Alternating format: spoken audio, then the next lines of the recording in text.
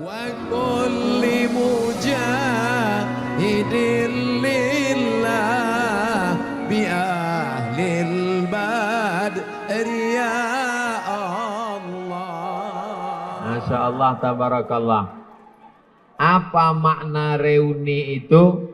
Pada kesempatan ini saya ingin membagi tausiah pada momen yang sangat membahagiakan. Ini bulan Oktober, walaupun sudah lewat beberapa hari, tapi bulan Oktober masih momen disnatalis. Barakallahu fikum, mudah-mudahan Allah menurunkan keberkahannya. 3 manfaat yang bisa kita ambil dari reuni. Saya tidak ingin reuni itu hanya sekedar ajang menunjukkan keberhasilan.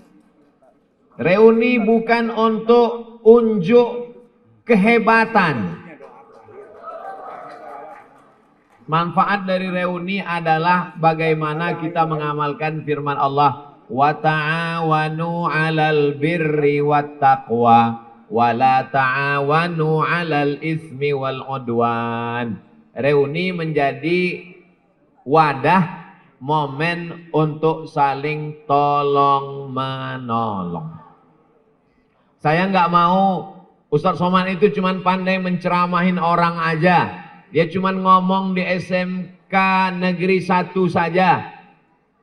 Sementara dia dengan teman-teman sekolahnya apa yang mereka lakukan? Saya lebih mau bercerita.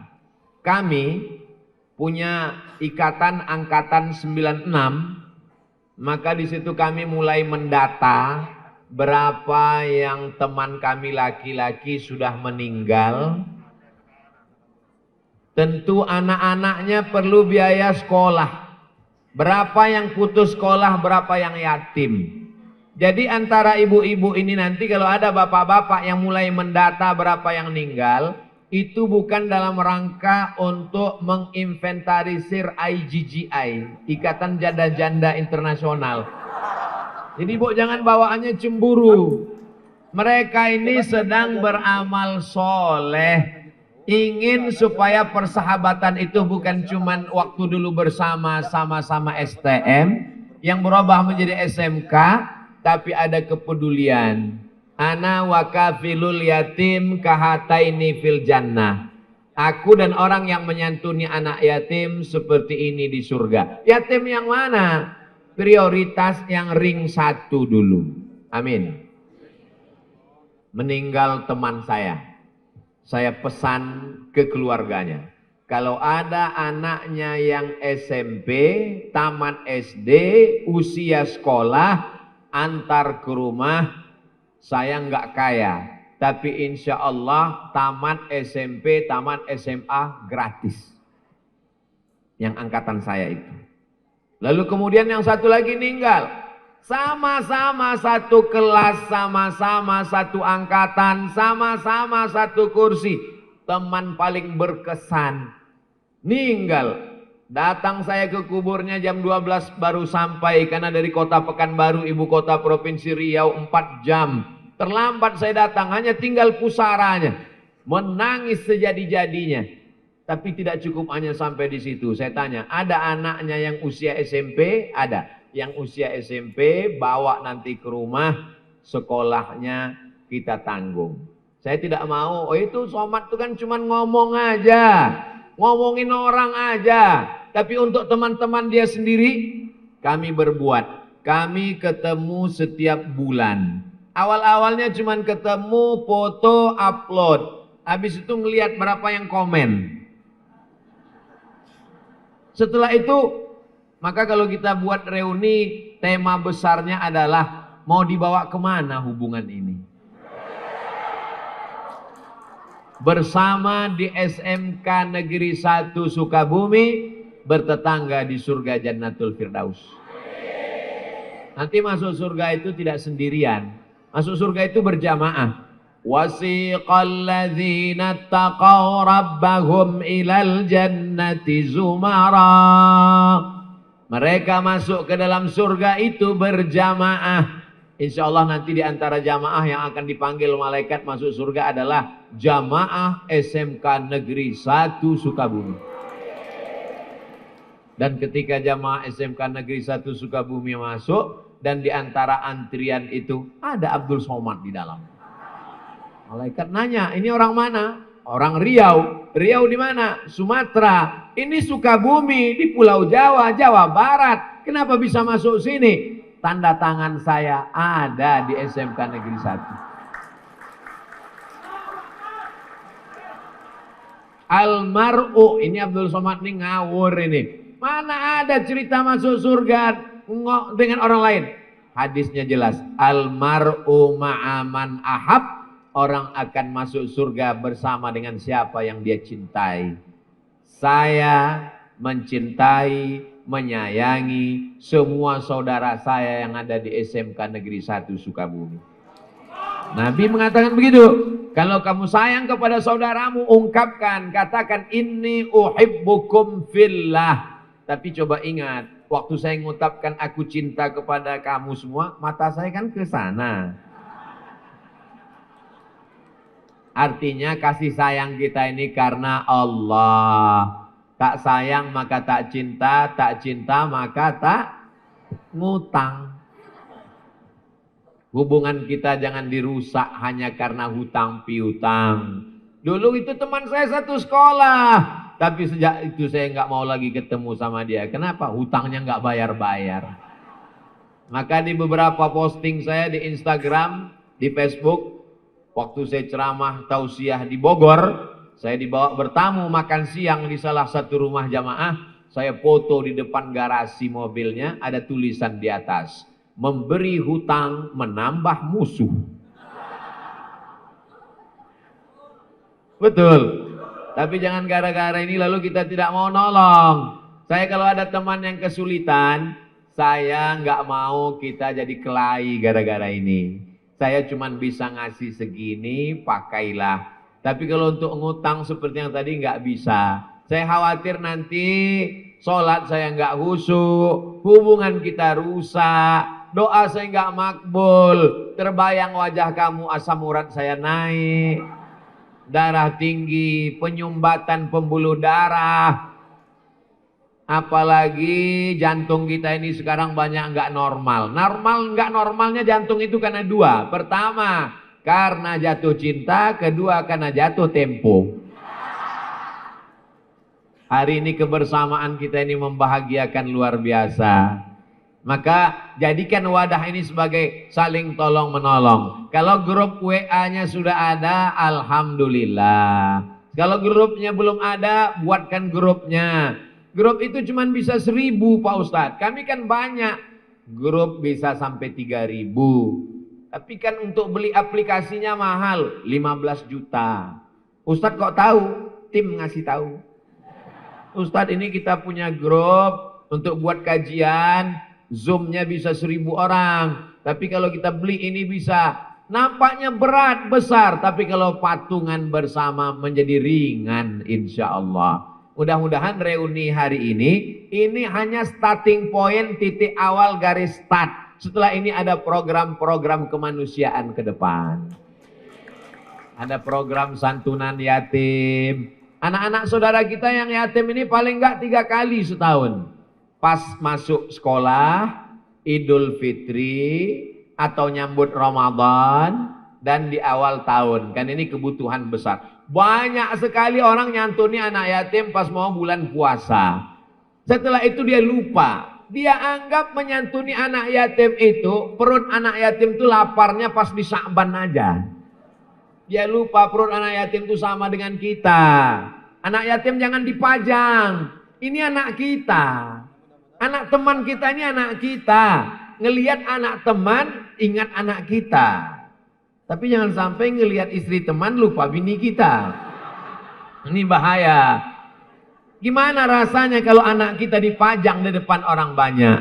Saya tidak menyalahkan. Tapi ini true story, kisah nyata. Saya nanya ke anak yatim. Bapak dulu kabarnya yatim? Iya. Apa yang paling menyakitkan dalam hidup Bapak? Yang paling menyakitkan itu Ustadz Somad. Ketika kami dipajang di depan orang banyak, Malunya Ustadz. Sejak itulah saya nggak mau majang anak yatim. Kalau mau bantu, transfer langsung. Belikan plastik kresek besar, minyak 1 kilo, gula 1 kilo, ada kopi, ada teh, ada roti, ada ikan sarden, masukkan uang saku, yang belanja bapak, tapi yang nyerahkan ibu. Jangan yang nyerahkan bapak, nanti pecah perang dunia ketiga. Abdul Somad kalau ngasih tahu tuh mulai detail. Lalu kemudian pekerjaan. Tidak semua teman kita punya nasib yang sama. Allah waktu ngasih ujian hidup ini macam-macam. Ada ujiannya harta, ada ujiannya kuasa, ada ujiannya wanita, ada ujiannya Toyota, ada ujiannya kasta, ada ujiannya jadi rakyat jelata. Banyak orang salah pasang, salah anggap tentang hidup. Kalau jadi wali kota, mohon maaf Pak Wali, kenapa nggak nyebut bupati? Kebetulan ujungnya ta, jadi connect. Oh, jadi wali kota itu juga ujian Pak Ustadz. Ya, jadi Ustadz juga ujian. Punya perusahaan, ujian. Jadi direktur, ujian. Bangkrut, ujian. Jadi banyak orang salah. Dia anggap kalau jadi penguasa, punya uang, punya harta, itu nikmat. Tapi kalau lagi susah, itu ujian. Salah. Semua kita sedang diuji. Oh, jadi Pak Ustadz, teman saya alumni SMK Negeri 1 Sukabumi itu sekarang jadi orang kaya. Itu ujian. Saya sekarang kurang beruntung. Itu ujian juga. Kok ujian dia enak? Ujian saya kok nggak enak? Itu hak prerogatif Allah. Yang kaya diuji Allah supaya mau nolong yang kurang beruntung. Yang kurang beruntung diuji Allah supaya sabar. Yang kurang beruntung malu untuk minta-minta. Tapi yang kaya juga tidak punya akses untuk ketemu. Kapan kita jembatannya adalah reuni. Uni artinya bersatu. Uni Soviet, persatuan negara-negara persekutuan. Reuni menjalin persatuan kembali. Yang dulunya kita memang pernah bersatu, tapi sekarang akhirnya kita kuliah di sana, yang ini menikah, bekerja, berpisah sekian tahun, ketemu lagi. Saya taman SMA, selevel SMA, pondok pesantren tahun 1996. 2016 ketemu lagi dengan teman-teman. Berarti 20 tahun nggak ketemu. Ketika 20 tahun nggak ketemu, ternyata peruntungan hidupnya macam-macam. Yang satu saya lihat bawa mobil, Masya Allah, berkilat, berkilau, lalat terpleset. Kawan-kawan mulai bisik, tuyulnya banyak ya. Mungkin bercanda, tapi ini sesungguhnya ada makna lain. Di saat itu kita lepaskan semua. Kalaulah kedatangan kita hanya untuk mau nyombongkan diri, menceritakan, untuk menunjukkan status sosial. Saya kalau lagi ketemu dengan teman-teman, peci saya copot, tidak pakai baju koko, enggak pakai sorban, saya pakai baju kemeja, biasa saja, supaya teman itu enggak sungkan untuk dekat. Kita lepaskan semua atribut kita. Cuman kadang serba salah juga. Saya nggak pakai peci, nggak pakai sorban, yang perempuan-perempuan datang mau selfie. Ini bahaya. Nanti di crop orang disangka kita buka cabang. Itu makanya nanti kalau foto dengan Ustaz Somad mesti ada laki-laki di kanan kiri. Ini tetap dijaga. Kejahatan terjadi bukan karena ada hanya niat dari pelakunya, tapi juga karena ada kesempatan. Waspadalah. Yang yatim berapa, yang kurang beruntung berapa, yang perlu pekerjaan berapa. Di satu sisi ada yang berhasil sampai bingung dengan keberhasilannya, yang satu amat sangat kurang beruntung, pusing dengan kekurangannya. Jembatannya adalah reuni. Mudah-mudahan reuni ini menjadi jembatan kebersamaan kita. Tentu yang kurang beruntung malu untuk cerita. Aku sekarang sedang susah, aku dililit utang. Nggak perlu cerita, teman lain yang menceritakannya. Kamu kan sekarang sudah berhasil, Kabarnya kamu rumah yang besar, megah, mewah itu punya kamu. Kamu sekarang direktur perusahaan. Itu teman kita sedang kesulitan. Kata yang disangka berhasil, kamu ngelihat aku berhasil. Memang itu rumah besar punya aku, mobil juga. Tapi utangku lebih banyak dari yang ada. Rupanya dia susah juga. Gak mungkin semuanya susah. Kebersamaan inilah insya Allah akan yang membuat kenangan setelah kita mati, karena kita meninggalkan sesuatu. Berapa yang yatim, berapa yang fakir, berapa yang kurang beruntung, berapa yang perlu pekerjaan, berapa yang perlu kebaikan-kebaikan.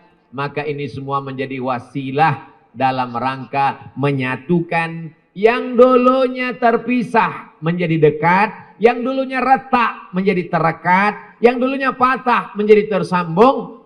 Bahasa kitanya reuni, bahasa Islamnya silaturahim. Silatu menempelkan, silatu mengeratkan, silatu merekatkan. Rahim, mohon maaf, rahim artinya kantong tempat janin dalam perut ibu-ibu saya. Saya dari rahim ibu saya, bapak dari rahim ibu bapak, ibu dari rahim ibu, ibunya ibu, ibu-ibu. Lalu kemudian rahim-rahim ini mau disatukan lagi. Karena pada dasarnya kita dulu berasal dari rahim yang sama.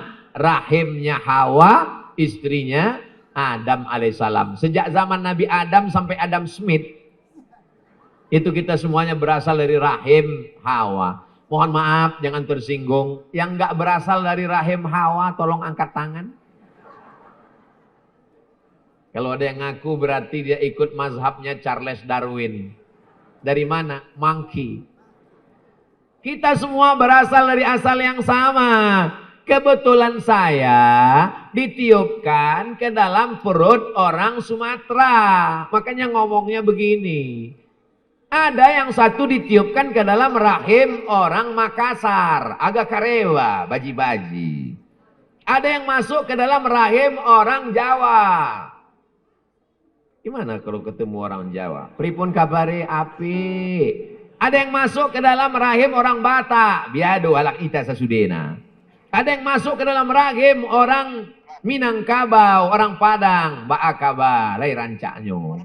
Ada yang masuk ke dalam rahim orang Sukabumi. Kumaha atuh damang. Hatur nuhun. Yang bisa cuman itu. Kumaha, damang, hatur nuhun, sami-sami. Ada satu lagi, dahar. Itu pun katanya kasar. Ini hanya perbedaan. Akhirnya kita disatukan. Yang menyatukan itu adalah silaturahim. Man ahabba ayyubusatalahu fi rizqihi. Siapa yang mau dilapangkan rezekinya. Wa yunsa'alahu fi atharihi. Mau dipanjangkan umurnya. Falyasil rahimahu. Hendaklah dia menyambung tali silaturahim. Yang nggak datang karena hidupnya kurang berhasil, yang nggak datang karena dililit utang, yang nggak datang karena status sosial, jangan bersedih. Aku tahu kalian nonton dari jauh melalui Ustadz Abdul Somad Official. Subscribe, like, share, and comment.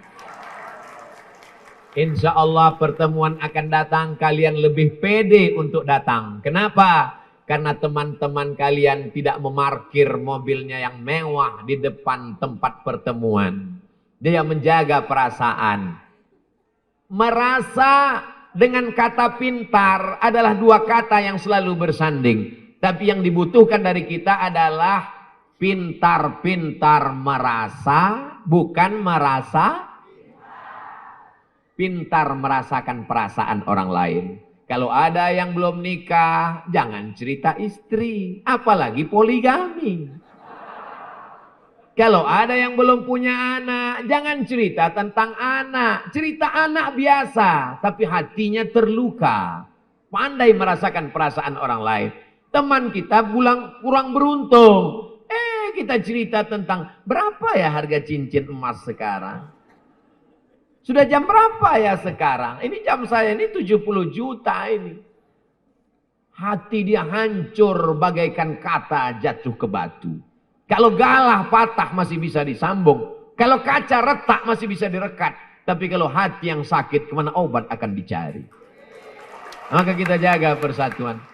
Saya kasih tahu ke teman-teman saya, kalau kita lagi ngumpul, jangan cerita kau kerja di mana, jangan cerita kau prestasi apa, jangan bawa mobil kau yang mewah, jangan tunjukkan kau siapa. Kalau mau tunjukkan, tunjukkan kau mau bantu berapa. Kalau memang kau kaya, tunjukkan kau mau sumbang apa. Kalau kau memang hebat, ajak kita semua ke rumah makan, yang bayar kamu sendiri. Kaulah yang paling kaya. Betul. Ini poin yang pertama yang perlu diingatkan. Poin yang kedua adalah dengan ketemu itu kita mengingatkan lagi bahwa sesungguhnya kita sudah top. Tua, ompong, peot.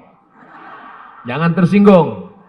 Yang tersinggung, beberapa jamaah tersinggung dengar pengajian saya, pulang ninggal. Saya tamat 96. Ketemuan pertama 2016. Berarti nggak ketemu selama 20 tahun. 20 tahun nggak ketemu. Pas lagi makan, lama saya ngelihat satu-satu. Mereka senyum, mereka ketawa dalam hati saya. Ini yang paling cantik dulu. Sekarang hanya tinggal kenangan semata. 20 tahun gak ketemu, pertanyaannya, anak kau berapa? 30 tahun gak ketemu, pertanyaannya, kamu sakit apa? Aku jantung koroner. Kamu diabetes meletus. Kamu asam urat. Kamu 40 tahun gak ketemu, pertanyaannya mulai seperti judul lagu. Tunjukkan aku di mana kuburnya. 50 tahun gak ketemu, pertanyaannya berubah dan mulai dengan suara yang nyaris tak terdengar sambil berbisik. Kamu pakai pempes merek apa? Kita tidak pernah tua. Itu perasaan saya. Saya ketemu dengan teman-teman dulu, kami tidak pernah merasa tua. Tapi tubuh kita sudah rapuh, mata sudah rabun, kaki tidak dapat tegak lama, berbicara mulai menggetar, menggerigil. Tapi kemudian kita sesungguhnya adalah anak muda yang terjebak di tubuh orang tua. Kita ini semua tetap merasa muda. Saya yakin dan percaya, karena saya yakin perasaan kita sama. Bapak Ibu kembali ke SMK Negeri 1 Sukabumi ini persis seperti saat sekolah dulu, betul? Tuh, pada ngaku semua. Tapi sebagian kita sudah mulai meninggalkan dunia hitam. Siapa itu? KPU, kepala penuh uban. Mohon maaf KPU, jangan tersinggung.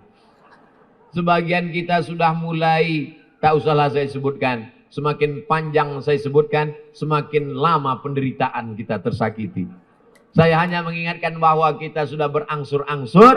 Bunga yang mekar harum semerbak, lalu kemudian mulai menguning, tak lama setelah itu layu dan mati. Itu memang sudah ciri bunga.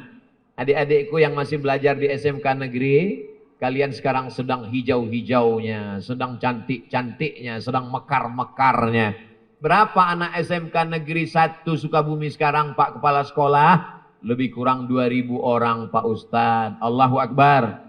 Nikmat besar. 2000 bunga kuntum mekar harum semerbak. Tapi lama-kelamaan dia mulai kuncup, kuning, dan layu. Satu-satunya bunga yang tidak layu cuma satu, bunga plastik.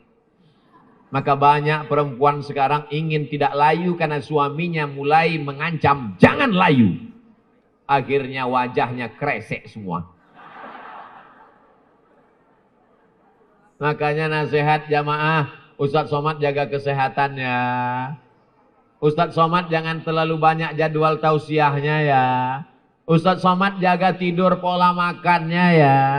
Kenapa? Karena kesehatan ini amat sangat berharga. Jadi kalau kita ketemu itu, kita sedang ingat si Anu meninggal. Saya Bu, saya Pak, dulu selalu berpikir aku akan mati tahun 2040. Kenapa Ustadz berpikir begitu? Saya buat di laptop jadwal saya 2023, 2024, 2025, 2026 sampai 2040. Ada programnya semua. Saya buat program sampai 2040. Kenapa Ustadz sampai 2040? Karena saya berpikir saya lahir 1977, umur 63 meninggal, berarti 2040. Sampai akhirnya teman-teman seangkatan itu meninggal. Sama-sama ke kampus, sama-sama di kelas, sama-sama ngobrol waktu dosen ngomong, sama-sama kena lempar pakai penghapus. Sama-sama sarapan pagi di kantin, sama-sama minum susu, sama-sama minum teh. Dia teman yang paling berkesan yang saya ingat. Kenapa? Karena dialah yang paling baik. Memang orang baik ini selalu kita ingat. Teman yang paling kita ingat itu dua. Yang paling baik dengan yang paling nakal. Lalu kemudian dia meninggal. Padahal dia jauh lebih sehat dari saya. Di situ saya berpikir, maka aku mungkin tak sampai 2040. Lalu saya berubah cara pandang. Hari ini adalah hari terakhir saya. Kalau saya masih hidup besok pagi berarti bonus dari Allah Subhanahu wa Ta'ala. Tapi saya tidak ingin pulang dari sini ibu, bapak semuanya bawaannya mau mati. Ketika nanti ditanya sama teman-teman, gimana program kita anak-anak SMK Negeri 1 Sukabumi? Jangan berpikir tentang program, karena ini hari terakhir kita. Bukan itu maksud saya. Kalau hari ini adalah hari terakhir saya, maka saya akan mengisi tausiah dengan full. Karena boleh jadi ini tausiah terakhir. Kalau ini hari terakhir saya akan jumpai semua orang dengan senyum, dengan ramah, dengan tim saya baik. Karena boleh jadi ini hari terakhir saya. Bahwa saya besok pagi masih hidup, berarti itu bonus tambahan amal soleh. Alladzi khalaqal mauta, Allah menciptakan mati. Wal hayata, Allah menciptakan hidup. Liyabluwakum ayyukum ahsanu amala. Karena Allah ingin menguji siapa yang paling baik amalnya. Bicara tentang ngomong, saya lah yang paling banyak ngomong sekarang. Tapi ternyata yang dinilai bukan siapa yang paling panjang ngomongnya, tapi yang paling baik amalnya. Ada orang yang nggak ngomong sama sekali, diam 1000 bahasa, tapi amalnya luar biasa. NATO, no action, talking only. Na'udzubillah. Man kasura kalamuhu kasura saktuhu. Siapa yang paling banyak ngomongnya, dialah yang paling banyak salahnya. Di antara kita ini semua, siapa yang paling banyak salahnya?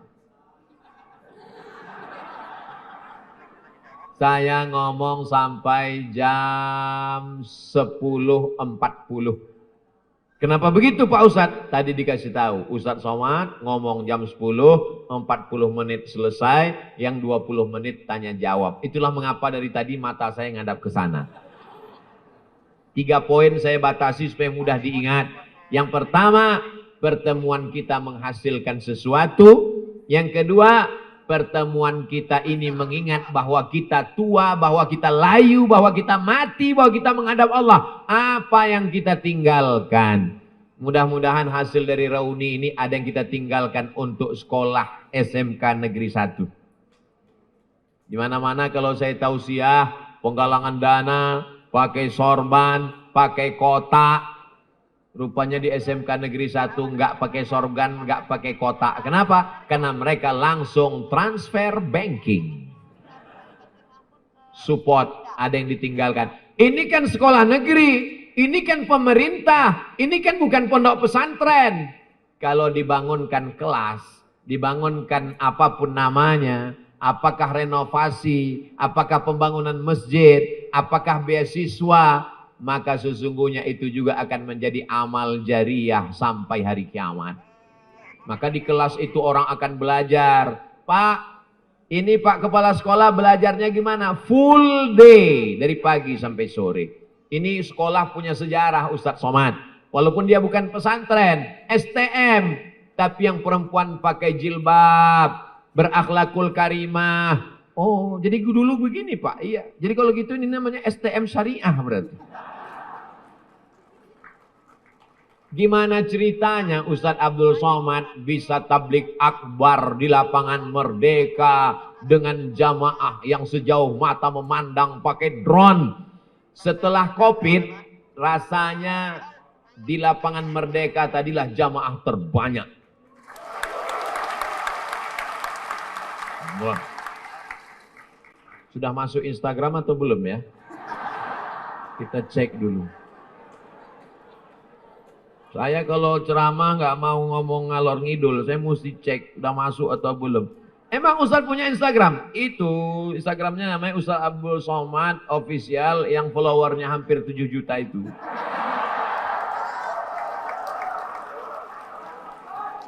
Di-upload di sana captionnya Abdul Somad di lapangan Merdeka Sukabumi. 10 gambar dari drone atas.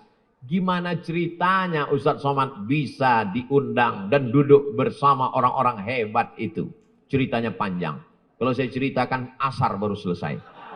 Tapi kalau mau diringkas, yang ngatur jadwal saya tausiah tidak datang pulang, datang pulang, datang pulang. Itu setrikaan. Saya kalau tausiah, saya kasih 4 hari untuk Jawa Barat. Saya kasih 4 hari untuk Jawa Barat. Datang hari Jumat, pulang hari Senin. Besok saya pulang. Aturlah Jawa Barat. Yang ngatur jadwal saya di Jawa Barat ini alumni SMK Negeri 1 Sukabumi. Dia mau bawa saya kemari. Lalu saya pun datang kemari. Berita kedatangan saya ke SMK Negeri 1 Sukabumi sampai ke telinga Pak Wali. Kata Pak Wali, jangan cuman SMK, bawa ke lapangan, bawa ke Masjid Agung. Akhirnya Masjid Agung dirasa tidak cukup, itulah maka terwujud di lapangan Merdeka tadi. Jadi wasilahnya itu melalui SMK Negeri 1. Allahu Akbar. Yang ngatur jadwal Ustadz Abdul Somad itu anak dari pesantren Anu. Bagus. Tapi rupanya SMK. Dulu beliau STM di sini. Ya itulah alumni STM Syariah tadi. Saudara yang dimuliakan Allah Subhanahu wa taala. Yang pertama, apa kontribusi setelah reuni? Yang kedua, mengingat bahwa kita akan kuning, layu dan mati. Yang ketiga, hubungan ini tetap kita jaga dalam pertemuan bulanan, triwulan, caturwulan, tahunan. Itu momen-momen dijaga. Kalau tidak bisa semuanya, paling tidak 6 bulan sekali. Di grup-grupnya dalam rangka watawasau bil haq, watawasau bis sabr. Jangan reunian hanya sekedar untuk itu suami saya, kamu ya? Iya, masih gantengan AA. Akhirnya tukar nomor, tukar kirim gambar, curhat, merasa tenang, cucian lama belum kering. CLBK. Ingat, setan belum pensiun. Berawal dari tukaran nomor, lama-lama setan masih menggoda walaupun sudah tua. TTM, teman tapi maksiat. Nauzubillah. Makanya kalau ada orang reuni bawa suami, bawa istri, ngapain bawa-bawa bodyguard? Kayak nggak percaya aja sama kita. Ini sudah macam kawan saya, ini sudah macam. Berawal dari macam, berakhir dengan macam-macam. Tapi insya Allah orang SMK Negeri 1 ini soleh hingga ke jannah insya Allah. Itulah yang dapat saya sampaikan pada kesempatan ini. 40 menit, 3 poin. Bisa diulang kembali. Pertanyaan-pertanyaan saya serahkan ke moderator. Wassalamualaikum warahmatullahi wabarakatuh. Wa kulli mujahidin lillah